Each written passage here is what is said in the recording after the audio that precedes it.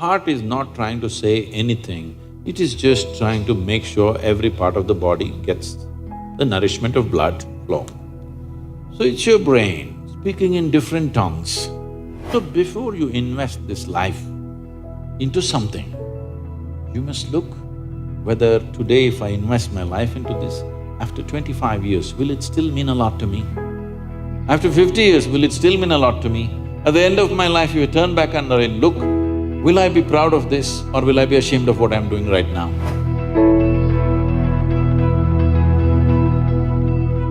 Namaskaram, Sadhguruji. The first question that I want to ask is actually related to me. I'm in the last year of engineering, so now there is a very big decision that I have to make now, and people have told me that if I take decisions from my heart, I'll be successful in life. So, but there lies a problem. The problem is that I don't know which thought is coming from my heart and which thought is coming from my brain. So how can I figure out like which thought is from my heart and which is coming from my brain?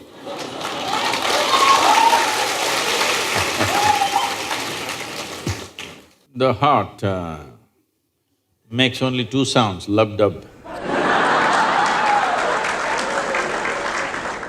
Unless the local girls are disturbing it and it's going crazy. Otherwise it makes only two sounds. Rest of the noise is all coming from your head. This idea that something comes from the heart, something comes from the brain, it's metaphoric, but unfortunately a whole lot of people are taking it literally.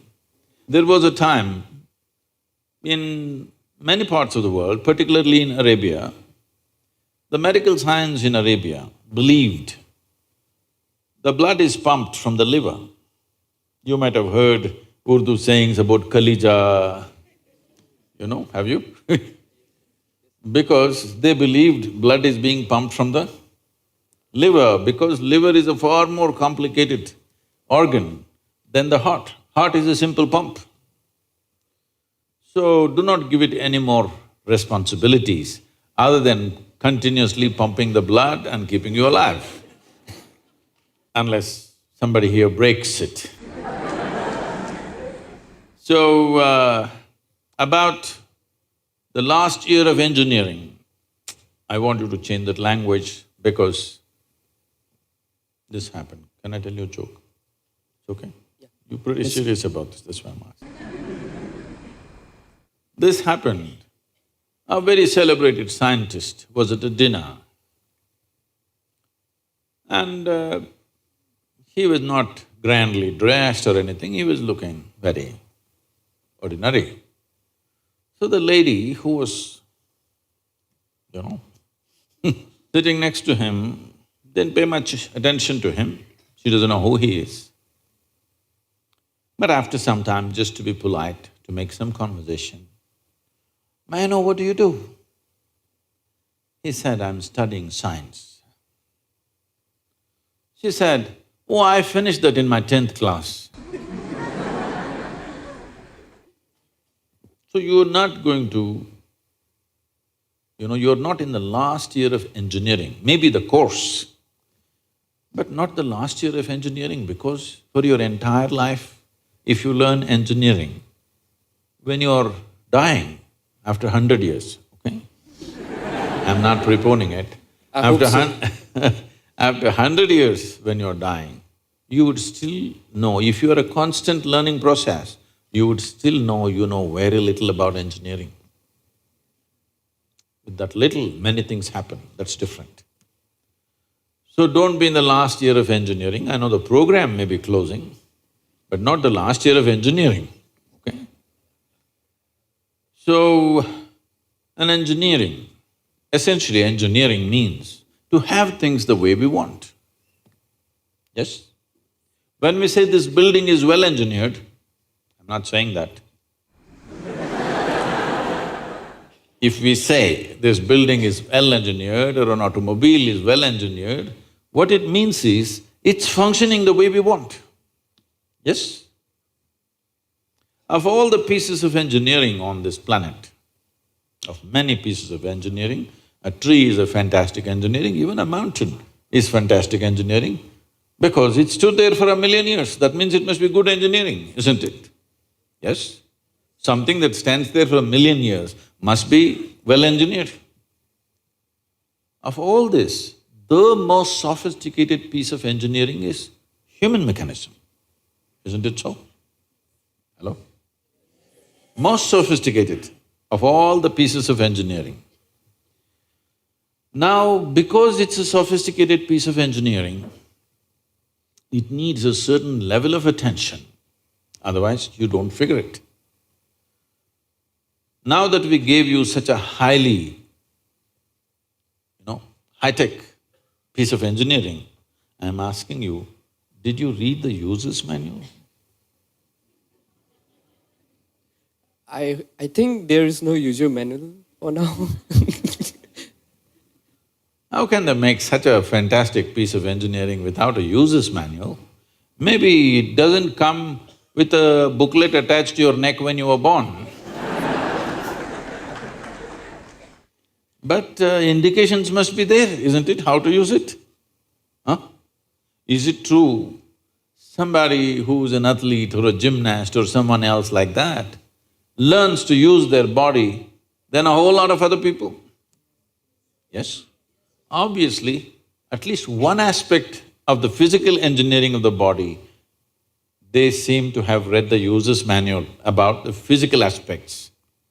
Is it true certain people are able to use their mind better than others? Maybe they read another part of the user's manual.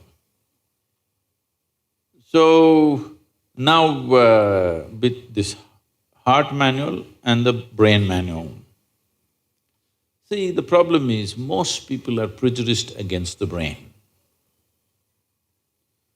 This is a question that always comes to me, Sadhguru, I want to meditate but thoughts are coming.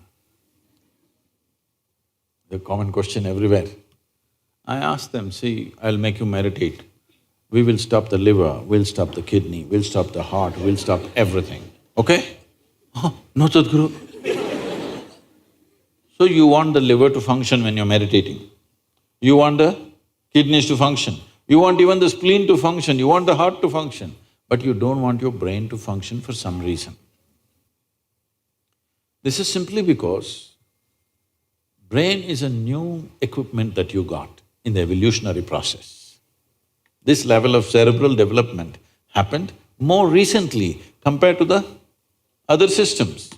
If you cut open any mammal, they all have all these parts, isn't it?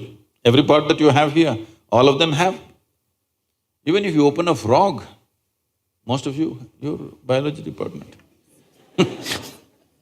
Even if you open a frog, almost everything that you have, he also has, isn't it? It is only… the big difference is only the cerebral development, which is a more recent happening. Because it's a more recent happening, most people have not figured how to handle it. So, user's manual is very important. You don't read a user's manual just before you discard the machine. You read it in the first few days, isn't it? Hello? If you buy a phone, do you want to read the user's manual in the first 3 days or after 3 years when you're throwing it away? First 3 days, isn't it? So, knowing how this functions is very important. Never did ever heart generate any thought or intention. Well, when you looked at the young girl, heart beat more, that doesn't mean it's saying anything, it's just trying to compensate for the other levels of excitement that's happening.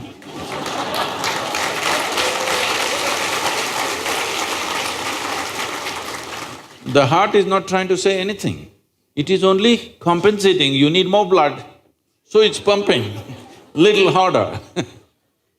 That'll happen even if you run up the staircase. Yes?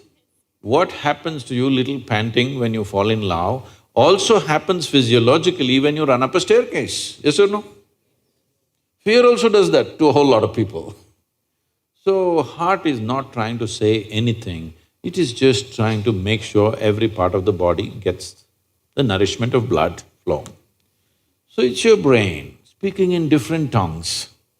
What's your native language? What's your mother tongue? Asmis. So, because when you know 2, 3 languages, sometimes it gets confused, sometimes it speaks in English, sometimes in Assamese, sometimes in something else. So you're thinking different people are speaking, heart is speaking, mind is speaking, no. There is thought and there is emotion. People think these two things are saying different things. They're not saying different things. The way you think is the way you emote, isn't it so? Right now, if I think, oh, she's the most wonderful person on the planet, I just have to think. Then my emotions become sweet towards her. Now I think she's the most horrible creature on the planet.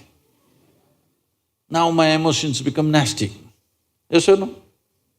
I cannot think she's horrible and have sweet emotions. I cannot think she's wonderful and have nasty emotions, isn't it so? But today, I thought she's the most wonderful person and my sweetness was flowing. Suddenly she did something tomorrow that I don't like. I think she's horrible. Thought is agile, it changes direction just like that. Emotion is little sappy. It takes time to turn around. So that period, you struggle as if there are 2 dimensions of thing happening. Because thought is saying one thing, emotion is still going sweet, because it takes time to become nasty. Everybody struggles, but it catches up or no after some time? Hello? Today you thought she's wonderful, sweetness was flowing, tomorrow she did something you don't like, you thought she's horrible, the thought is clearly saying she's horrible, but emotions are struggling because they can't turn quickly, they take time to turn. But after a week or 10 days or 2 months, depending on how deeply you're engaged, after some time, emotion catches up with the thought. Emotion also says, yes, she's horrible, so let's be nasty to her.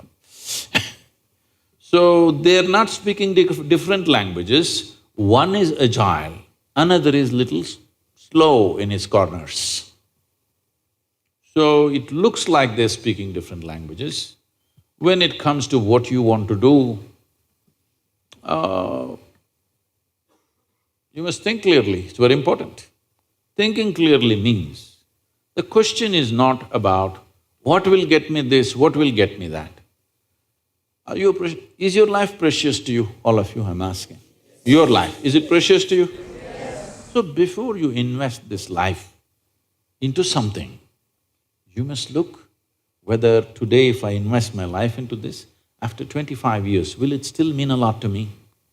After 50 years, will it still mean a lot to me? At the end of my life, if I turn back and I look, will I be proud of this or will I be ashamed of what I'm doing right now? Doesn't matter what other people say. But you should not do anything that you will feel ashamed of, isn't it so? Huh? It doesn't matter, people say so many things. Everybody has an opinion, it's their business. But you don't do something that you will feel ashamed of, isn't it? Then you're turning against yourself. Somebody turns against you, you can leave them and go somewhere else. If you turn against yourself, you'll have to live with it forever. So, this is all you have to look at it. Something will get you money, something will get you comfort, that's not the point. What you choose to do, will it give you a life?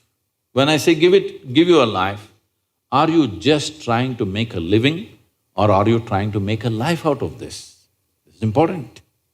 Making a living is not an issue. A worm, an insect, a bird, an animal, all of them are making their life, making a living, isn't it so?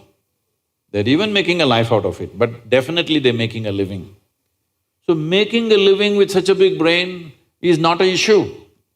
Earning your food is not an issue, making a living is not an issue. Only problem is you want to live like somebody else, that's an endless problem.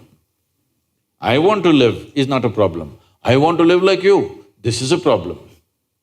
So, it is important, if you consider your life as a precious life, you must make sure you make a wonderful life out of this. Whatever opens up in that direction, that is the thing you should do. But when you're under the pressure of peers, somebody is saying, I'm going to America, somebody says, I'm going to the government job, somebody says, I'm doing this. So one thing that all of you should do before you make big decisions in your life is withdraw from these pressures of peers, professors, parents, everybody. Just spend 3 days to 1 week by yourself. Look at it, what is it that you really want to do? Not under pressure from other people. What does this life want to do? Do that. It doesn't matter what other people think about it.